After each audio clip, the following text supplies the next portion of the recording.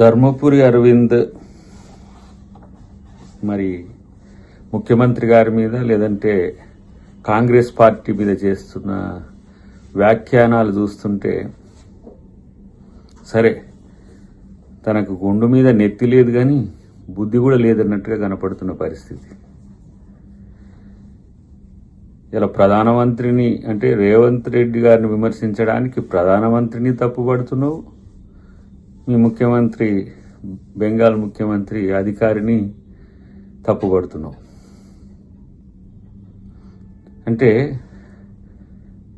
కాంగ్రెస్ పార్టీలోకి రేవంత్ రెడ్డి గారు ఎట్లా వచ్చిండ్రు, ఎందుకు వచ్చిండ్రు, ఏ విధంగా అధికారం తెచ్చిండ్రు అనేది తెలంగాణకే కాదు దేశం మొత్తానికి తెలుసు, మోదీ గారికి కూడా తెలుసు.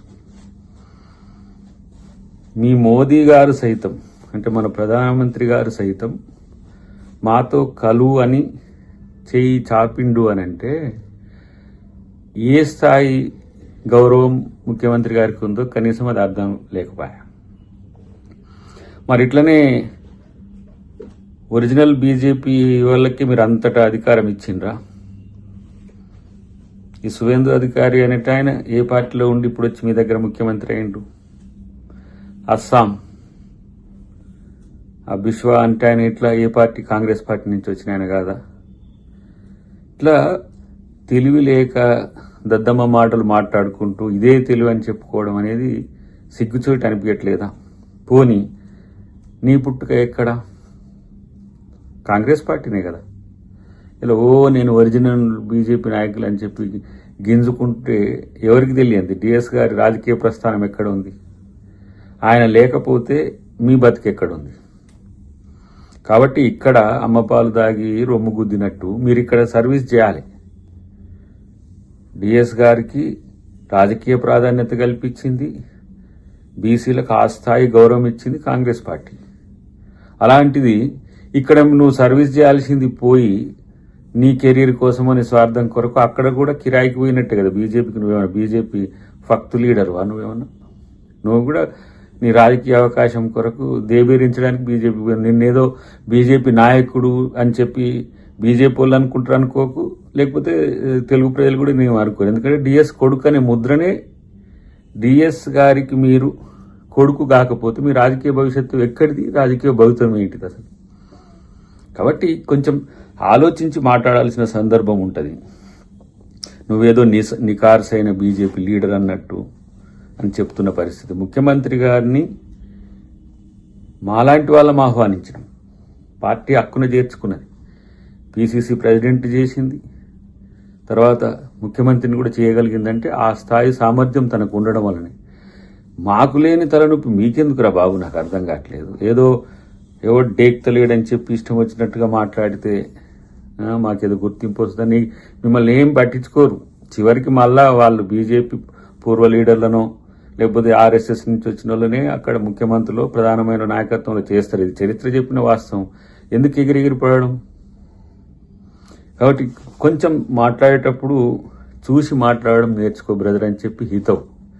ఎందుకంటే ఇంకా డోస్ పెంచాలంటే కూడా ఆ స్థాయి లీడర్ కావు. కాబట్టి ప్రతి ఓడు ముఖ్యమంత్రి గారి గురించి మాట్లాడి రేవంత్ రెడ్డి గారిని మాట్లాడి ఏదో ఎక్స్పోజ్ కావాలి, మమ్మల్ని ప్రజలు గుర్తించాలన్నట్టుగా నిజామాబాద్లో ఓడిపోవడం అనేది జీర్ణించుకోలేకపోతున్నావా? నిజామాబాద్లో ఓటం అనేది తట్టుకోలేక నేను ఈ విధంగా విమర్శలు చేసేది. కాబట్టి ఎగిరెగిరి పడితే వచ్చేది ఏమీ లేదు. ప్రజల కొరకు పనిచేసే క్రమంలో మీరు విమర్శలు ఎవరైనా కూడా చేయాల్సిన అవసరం ఉంటే చెయ్యండి, ప్రభుత్వం మీద విమర్శలు చేయండి. పిచ్చి పిచ్చిగా వాగితే ఇక ఆ వాగుడేదో మీకే తెలిసినట్టు మాకు తెలియనట్టు, ఆ తిట్లేదో మీకే తెలిసినట్టు మాకు తెలియనట్టు మాట్లాడితే ఎట్లా? కాబట్టి ఒకసారి చరిత్ర చూసుకో మిత్రమా. ఇది ఎందుకు ఈ పలకరింపు లాంటి ఒక పాజిటివ్ కోణం ఇస్తున్నాం అనేది తెలుసుకుంటే మంచిది. లేకపోతే భవిష్యత్తులో నువ్వేం మాట్లాడుతున్నావో అదే స్థాయిలో కూడా స్పందించడానికి కాంగ్రెస్ శ్రేణులు ఏమి వెనుకడిగేయవు. మాట్లాడుతుంటే ఎవరు స్పందించట్లేరని చెప్పి ఇష్టం వచ్చినట్టుగా మాట్లాడితే ఎట్లా? మరి డిఎస్ గారి కొడుకుగా ఎందుకు మీరు రాహుల్ గాంధీ గారితో కలిసి రాహుల్ గాంధీ గారిని ప్రధానమంత్రి చేయాలనే ఆలోచన ఎందుకు రాలే? ఈడ బాగుపడాలి, అక్కడ పోయి అధికారం తెచ్చుకోవాలనే ఉద్దేశమా? రాహుల్ గాంధీ గారిని ప్రధానమంత్రిని చేసుకుంటామని చెప్పి డంకా బజాయించి చెప్తున్నాడు ఎక్కడికి పోయినా సరే. మరి ఆ సోయి మీకెందుకు లేదు? అదే అందుకని అమ్మపాలు దాగి రొమ్ము గుద్దినట్టుగా ఇక్కడ రాజకీయ భవితవ్యం ఎంచుకొని ఇక్కడ కాదని చెప్పి అక్కడికి పోయి బతుకు తెరువు కొరకు పోయిన నువ్వు కూడా ముఖ్యమంత్రి గారి గురించి మాట్లాడితే ఎట్లా?